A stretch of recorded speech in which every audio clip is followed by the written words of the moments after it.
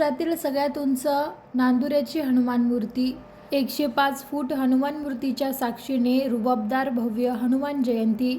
बुलढाणा जिल्ह्यातील नांदुरा येथील Limca book रेकॉर्डमध्ये नोंद झालेल्या 105 फूटच्या महाराष्ट्रातील सगळ्यात उंच हनुमान मूर्तीच्या साक्षीने हनुमान जयंती उत्साहात साजरी होत आहे।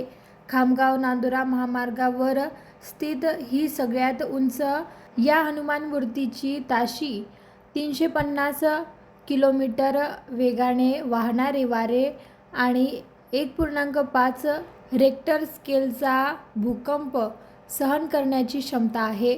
अशा अद्भुत आणि विश्वकालीय हनुमान मूर्तीच्या साक्षीने याची देही याची डोळा असा रुबाबदार हनुमान जयंतीचा उत्सव साजरा होत आहे। या मूर्तीचे दर्शनासाठी राज्यातून भाविक भक्त येथे येत असताना शेजारील बालाजी मंदिरात दर्शन घेऊन भाविक उत्सव साजरा करीत असतात।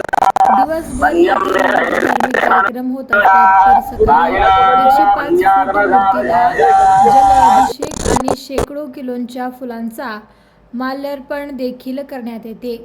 आज हनुमान जयंती निमित्तांचे अशेष जनभक्तांचे ते दर्शनाला येतात आणि याच्या महाप्रसादचे कार्यक्रम राहील आणि याच्या 105 फूट माल्यार्पणचे आणि आमदार साहेब संचितांच्या हातांचे माल अर्पण होणार आहे।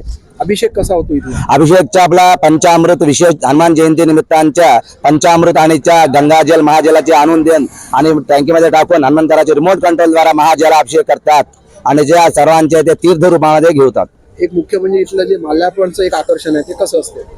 आता असं हे माल्यार्पणचे रिमोट द्वारा आणि जे हनुमंतराच्या कंद्यापासून पायाजवळ याचे तार बांधलेला आहे याचे बांधून रिमोट द्वाराचे आणि हात दबून याचे यजमानच्या दबूनच्या जय श्रीराम जय हनुमान म्हणूनच्या आणि खालीपासून वरच्या हनुमंताच्या हात चढतात।